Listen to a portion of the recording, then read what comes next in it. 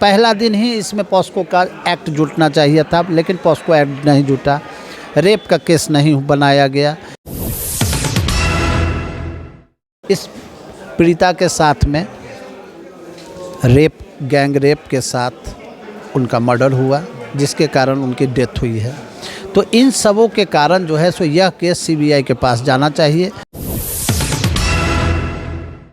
CBI के पास जाने से यह केस में जो है सो क्लियर हो जाएगा, दूध का दूध और पानी का पानी। और जो भी इसमें आ रहे हैं उन सबों को कम से कम डेथ पेनल्टी होना चाहिए। लाइव न्यूज, खबर तो पक्की है। नमस्कार, मैं शंभू कुमार, आप देखें लाइव 24। मैं अभी पटना हाई कोर्ट में हूँ। मेरे साथ जुड़ेंगे पटना हाई कोर्ट के जाने माने वकील रोहित सर जुड़ेंगे, उनके जूनियर भी जुड़ेंगे।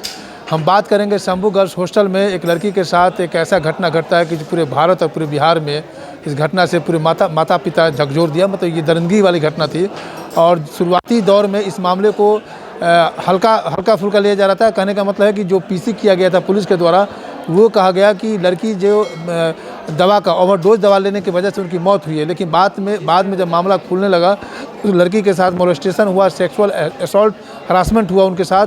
इसी मामले को लेकर के मेरे साथ रोहित सर जुड़ेंगे। इन्होंने हाई कोर्ट में एक PIL दायर किया है। क्या मामला है और दोषी को क्या सज़ा दिलवाएंगे और आगे क्या कार्रवाई होगी, सारे मुद्दे पर बात करने के लिए मेरे साथ रोहित सर हैं। सर, क्या आपने क्या स्टेप लिया है?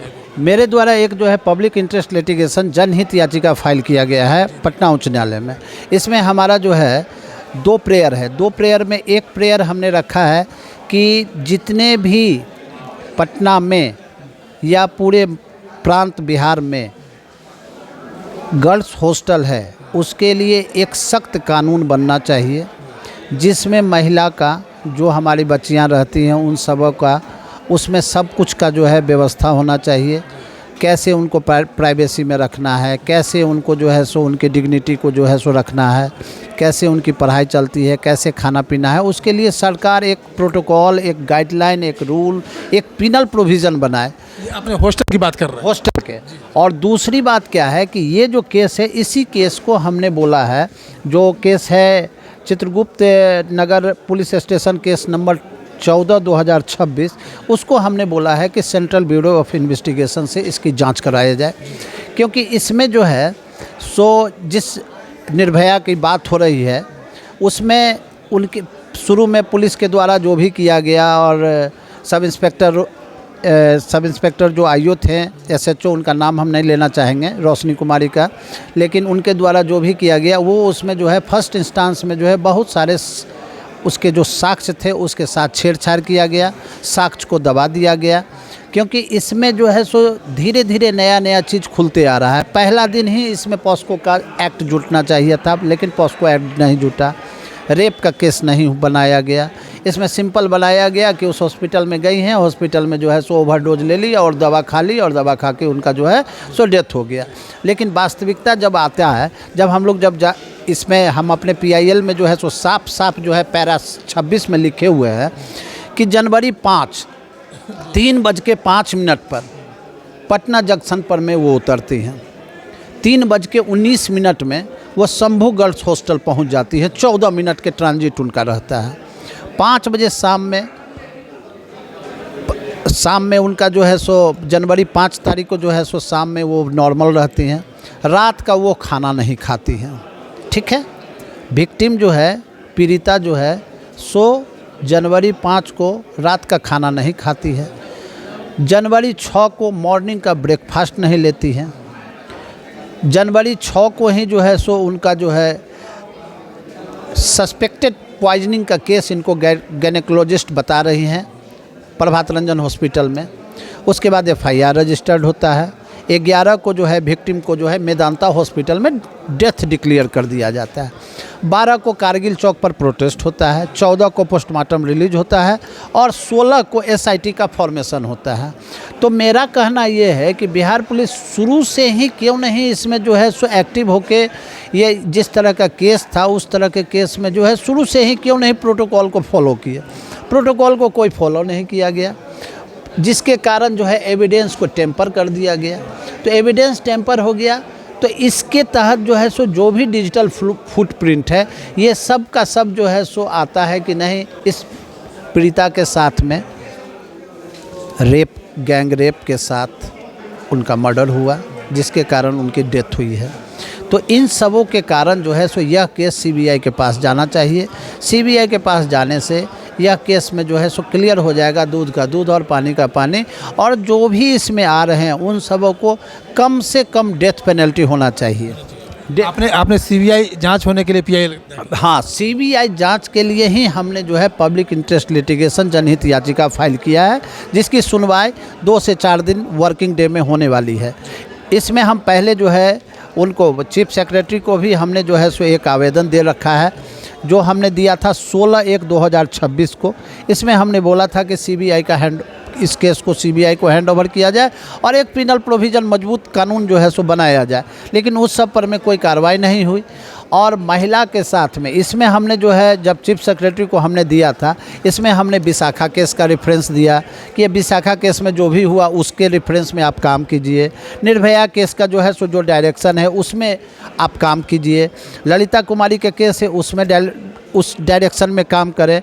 Delhi domestic working women's forum जो है उसके केस का भी रेफरेंस हमने दिया कि उसके रेफरेंस में भी जो गाइडलाइंस एपेक्स कोर्ट के द्वारा बनाया गया है, माननीय सर्वोच्च न्यायालय के द्वारा जो बनाया गया है, उसके तहत ही जो है सो काम होना चाहिए था। सर, एक सवाल बनता है, जिस तरह से पूरे बिहार में गर्ल्स हॉस्टल्स खुल रहे हैं या खोल कर रखे हुए हैं, आप दूसरे स्टेट में जाएंगे तो जितने आसानी से यहाँ पर गर्ल्स हॉस्टल खुलते उतने आसानी से दूसरे स्टेट में नहीं खुलती है। तो जिस तरह की घटनाएं घटी हैं, अगर सरकार एक नॉर्म्स ला करके जितने भी गर्ल्स हॉस्टल उसकी जांच पड़ताल किया जाए, और जो इलीगली है या जिस तरह से सरकार के नॉर्म्स को नहीं पूरा कर रहे हैं, उन सारे गर्ल्स हॉस्टल को बंद होना चाहिए, नहीं होना चाहिए? अब इसके लिए मैंने पैरा 5 में लिखा है, एक छोटा सा एग्जाम्पल है कि अभी बिहार पुलिस के सिपाही की भर्ती हुई, उसमें 18.5 लाख फॉर्म भरा गया, जिसमें 6.5 से 7 लाख एप्लीकेशन जो है महिला का था। इसमें 11,178 महिला का सिलेक्शन हुआ, मतलब 52.5% महिला आ गई। ठीक, इसमें जो है जो भी इसमें जो तैयारी कर रहे थे 6.5 से 7 लाख महिला जो तैयारी करती हैं एक सिपाही के रिक्रूटमेंट के लिए, उसके 70% जो है सो पटना में रह के तैयारी करती हैं। उस 70% का जो 90% है वो मुसल्लापुर हाट और भिखना पहाड़ी में रहती हैं लड़कियां। वहाँ पे कॉटेज में जो है एकदम जानवर की स्थिति में गर्ल्स को जो है सो हॉस्टल में रखा जाता है। उसका कोई प्रोटोकॉल हमारे यहाँ नहीं है। एक मकान है, उसमें 3 गो हम हॉस्टल खोल लिए, 200 लड़की को रखना शुरू कर दिए, पैसा कमाना शुरू कर दिए। तो इस सब में कहीं कोई प्रोटोकॉल नहीं है, कोई नॉर्म्स नहीं है। जिसको मन हो रहा है वो हॉस्टल, गर्ल्स हॉस्टल खोल दे रहा है, खाना बना के जो मर्जी सो खिला रहा है, जैसे रखना है रख रहा है। किसी तरह का कोई प्राइवेसी नहीं है। पुरुष का बाथरूम अलग, महिला उसी में महिला जा रही है, उसी में पुरुष जा रहा है, किस तरह से रख रहे हैं, इस पर में सरकार का नज़र होना चाहिए था। लेकिन इस तरह का कोई जो है नॉर्म्स आज तक नहीं बना है।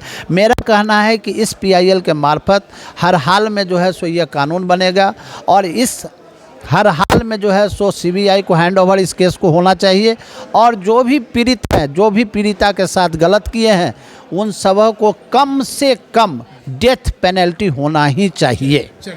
मेरे साथ महिला एडवोकेट हैं, हम बात करेंगे। मैडम, सर तो बहुत सारी बातें बता दी टेक्निकल पॉइंट ऑफ व्यू से, आप भी महिला हैं, आपको भी, आप एडवोकेट हैं, हालांकि डर नहीं लगना चाहिए। आपको डर लगता है रात में या बाहर निकलते हैं तो इस तरह की घटनाओं को देखकर? एक्चुअली डर तो हमें लगना चाहिए एक पल के लिए, क्योंकि यहाँ का माहौल ही ऐसा है। माहौल में जिस तरह से हम लोग यहाँ पे रहते हैं, तो डर अपने आप अकॉर्डिंग हो जाता है कि मतलब महिला से अकॉर्डिंग आते हैं तो कोई भी सेफ नहीं। अभी ये तो पहली बार हुआ, लेकिन नौमिता का कोलकाता में हुआ था, वो तो एक डॉक्टर ही थी। तो जब वो सेफ नहीं है तो एक कहीं ना कहीं सवाल उठता है कि एक डर तो जहन में बैठता है, चाहे हम किसी प्रोफेशन से हो, but end point we are a female, तो ये मैटर करता है। और ये जो भी घटना हुआ, मतलब इसको एक सीरियसली लेना चाहिए। जैसे हमारा जो इंडिया में पनिशमेंट का थ्योरी फॉर्मेटिव पे चलता है, तो इसके लिए एक प्रिवेंटिव एक्शन होना चाहिए। इतना ज़्यादा प्रिवेंटिव इसका रूल बनना चाहिए, रेगुलेशन बनना चाहिए। और हमारे पटना में बहुत सारे जगह ऐसे हॉस्टल हैं जो थोड़ा सा भी अगर किसी का स्पेस खाली है तो हॉस्टल खुल के बैठ जाता है। पहले तो उसको एक रूल रेगुलेशन होना चाहिए कि मतलब उसका एक क्राइटेरिया होना चाहिए कि कौन हॉस्टल ऑनर बन सकता है, कौन नहीं बन सकता है, ये होना चाहिए। और सेकंड थिंग हम कहना चाहेंगे कि यहाँ का हमारे पूरे बिहार का एक सबसे बड़ा वो सिस्टम होना चाहिए कि अगर मतलब हम कोई भी हॉस्टल में एडमिशन लेने जा रहे हैं, चाहे जो भी, अगर हम उसको एज अ हॉस्टल ऑथराइज कर रहे हैं तो उसका एक अपना क्राइटेरिया मेंटेन होना ही चाहिए कि कैसे उसका हाइजीन क्या है, गर्ल्स का जो भी कैमरा कहाँ लगा हुआ है, कहाँ नहीं है। कई बार मतलब बहुत तरह की घटनाएं देखने को मिलती है, कई बार गर्ल्स के वॉशरूम में भी बहुत सारे हॉस्टल में, लेकिन केसेस तो बहुत सारी है, लेकिन अनरजिस्टर्ड जो भी हमारे घटना होते आए हैं उनके बारे में तो कोई नहीं, किसी को नहीं पता। जो रजिस्टर्ड हो गया बस उसी के बारे में पता है। तो हम चाहते हैं कि एक प्रिवेंटिव एक्शन होना चाहिए। और हमारे पेरेंट्स बहुत उम्मीद से, बहुत नई उमंगे, नई आशाओं के साथ अपनी बेटी को आगे भेजते हैं कि बेटी मेरी जो भी बनेगी, जो भी सपना होगा, और एंड पॉइंट उनको पता चलता है मतलब इतना शर्मनाक घटना, तो ये टॉलरेट करने लायक नहीं है। और हम ये, और हर एक लड़की को मतलब एक सेल्फ डिपेंड होना बहुत ज़रूरी है। और एक जो भी हमारा मतलब हम लोग को अपना सुरक्षा के लिए, खुद के लिए भी जो भी स्टेप है लेना चाहिए। हाँ, इसमें है कि इस तरह का जो केस हम लोग फाइल करते हैं तो इसमें बाहरी दबाव भी बहुत सारा मिलता है। अच्छा, मिलता है। हाँ, इसमें बाहरी दबाव मिलता है, मेरे क्लोज रिलेटिव्स का भी दबाव है, लेकिन उसके लिए मैं जो है सो पूरा निर्भीक हूँ कि तो अभी मतलब कि अभी सही से हुआ नहीं कि दबाव अभी हाँ दबाव आना शुरू हो जाता है। क्लोज रिलेटिव वगैरह का भी दबाव आने लगता है कि भाई आप इस तरह का केस क्यों फाइल कर रहे हैं, क्योंकि वो लोग बहुत बड़े आदमी हैं। तो ये सब चीज़ देखने की बात है, वो मेरा पर्सनल होगा। उसके बाद में जो है सो जो भी होगा उस संबंधित हम अपने रिस्क पर हाँ अपने रिस्क पर में हम कर रहे हैं। इसमें कोई दबाव को हम जो है सो झेलने के लिए तैयार हैं। ठीक है।